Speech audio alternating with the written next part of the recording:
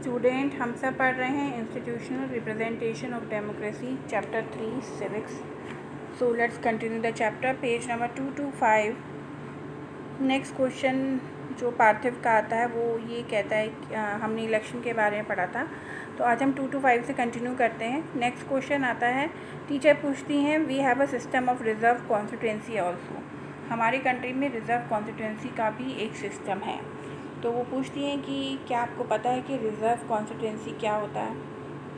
तो यहाँ पे देखिए, यहाँ से हम शुरू कर रहे हैं आज।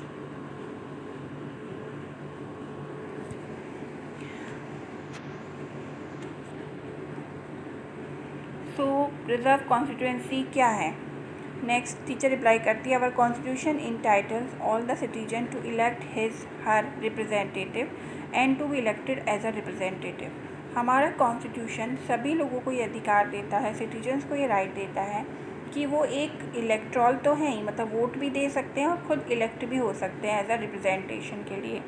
The framer of the Indian constitution were worried that in open electoral competition certain weaker section may not stand a good chance to get elected to the legislative body such as Lok Sabha and the state legislative assembly। जो हमारे constitution framer थे जिन्होंने constitution लिखा, वो लोग इस चीज़ की हमेशा चिंता करते थे कि जो इलेक्ट्रॉल कंपटीशन है, यानी कि जो इलेक्शन का कंपटीशन है, उसमें कुछ वीकर सेक्शन जो है उसको एक अच्छा चांस नहीं मिल पाएगा कि वो खुद भी लोकसभा या स्टेट लेजिस्लेटिव असेंबली में जीत पाए। They may not have the required resources, क्योंकि उसके पास रिसोर्सेज नहीं होंगे, शायद एजुकेशन उतनी नहीं होगी, and contact to contest and win an election against other, और ना ही वैसे कॉन्टैक्ट होंगे कि वो इलेक्शन को जीत सके। Those who are powerful, resourceful and influence may prevent them from winning election. वो लोग जो पावरफुल होंगे, जो रिसोर्सफुल होंगे, हो सकता है कि वो उसको जीतने से रोकें। If that happen, our parliament and assembly would be deprived of the voice of significant section of our population. और अगर ऐसा होता है तो हमारी पार्लियामेंट, जो पार्लियामेंट हाउस है या जो हमारी असेंबलीज़ है, वहाँ पर जो वीकर सेक्शन है उनके लिए कौन अपनी आवाज़ उठाएगा। So the maker of our constitution proposed of a special system of reserve constituency for the weaker section। तो जो मेकर ऑफ कॉन्स्टिट्यूशन थे, जिन्होंने कॉन्स्टिट्यूशन लिखा था, उन्होंने जो रिज़र्व कॉन्स्टिट्यूंसी को का एक प्रोविज़न रखा, रिज़र्व सीट जिसे कहते हैं, और वो किसके लिए रखा, वीकर सेक्शन के लिए, for people who belong to the schedule caste, schedule tribes, और वो लोग थे जो शेड्यूल कास्ट और शेड्यूल ट्राइब्स थे।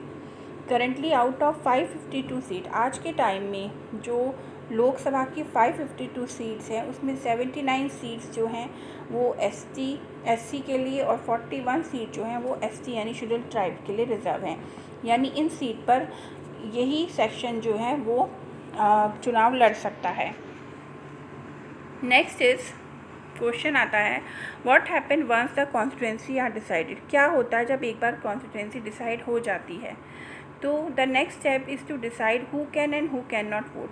जब सीट डिसाइड हो जाती हैं कि इतनी सीट्स हैं और इस जगह से ये कॉन्स्टिट्यूंसी बनेगी, उसके बाद नेक्स्ट प्रोसीजर क्या होता है इलेक्शन का, उसके बाद डिसाइड होती है हु कैन वोट, कौन वोट कर सकता है।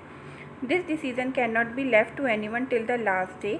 ये जो डिसीज़न है ये छोड़ा नहीं जाता आखिरी दिन के लिए, मतलब ऐसा नहीं कि इसको लास्ट डे पूरा किया जाए, इसकी प्रिपरेशन बहुत पहले ही हो जाती है। In a democratic election, the list of those who are eligible to vote is prepared much before the election and given to everyone। Democratic election यानी एक प्रजातांत्रिक अगर चुनाव हो रहे हैं तो उसमें एक लिस्ट जो है कि कौन वोट के लिए एलिजिबल है, उसकी प्रिपरेशन बहुत पहले, इलेक्शन से बहुत पहले ही शुरू हो जाती है और इसकी इन्फॉर्मेशन सबको दे दी जाती है। This list is officially called the electoral roll. इस लिस्ट को ऑफिशियली लैंग्वेज में हम इलेक्टोरल रोल कहते हैं, और कॉमनली लैंग्वेज में जो जनरल बोलचाल की भाषा है उसमें हम इसे कहते हैं वोटर लिस्ट। नेक्स्ट हृदय कहता है, yes this is an important step for it is link to the first condition of a democratic election. तो हृदय कहता है हाँ, ये पहला स्टेप है जो कि डेमोक्रेटिक इलेक्शन की फर्स्ट कंडीशन है, यानी कि everyone should get an equal opportunity to choose a representation. यानी क्या स्टेप है ये पहला, क्या डेमोक्रेटिक है कि हर पर्सन को क्या मिल रही है, अपॉर्चुनिटी मिल रही है अपना रिप्रेजेंटेशन चुनने की।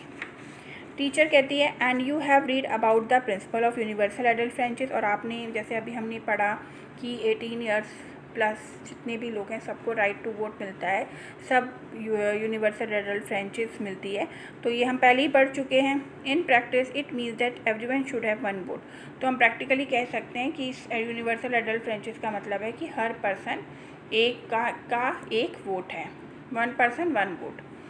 It is the responsibility of the government to get the name of all the eligible voter but put on the voter list। ये जो रिस्पॉन्सिबिलिटी होती है ये गवर्नमेंट की होती है कि वो सभी एलिजिबल वोटर का नाम वोटर लिस्ट में इनरोल करे। As new person attain voting age, जैसे कि जो अभी 18 ईयर्स के हुए हैं उनका नाम होना चाहिए। Name of those who move out of a place, उनका नाम भी पता होना चाहिए कि जो उस जगह से चले गए हैं तो उनका उस जगह की वोटर लिस्ट में नहीं होगा, नाम दूसरी जगह हो जाएगा। हु आर डेड और डिलीटेड, और ऐसे कुछ लोग जो नहीं हैं और या डिलीट हो गए हैं उनका नाम भी उस लिस्ट से हटा दिया जाता है।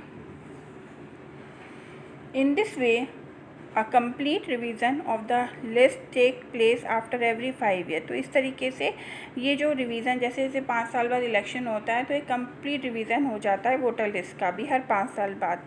In the last few year a new system of election photo identity card EPIC has been introduce. कुछ सालों से एक इलेक्शन फ़ोटो आइडेंटिटी कार्ड का भी सिस्टम जो है वो शुरू किया गया है। The voter are required to carry this card with when they go out to vote so that no one else vote for other। ये वोटर से रिक्वायरमेंट होती है या ये ज़रूरी होता है कि वोटर अपने साथ इस ID कार्ड को लेके जाए जहाँ पे वो वोट कास्ट कर रहा है, और इस वोटर ID पे सिर्फ वही पर्सन वोट करेगा जिसका ये ID है, कोई दूसरा नहीं कर सकता।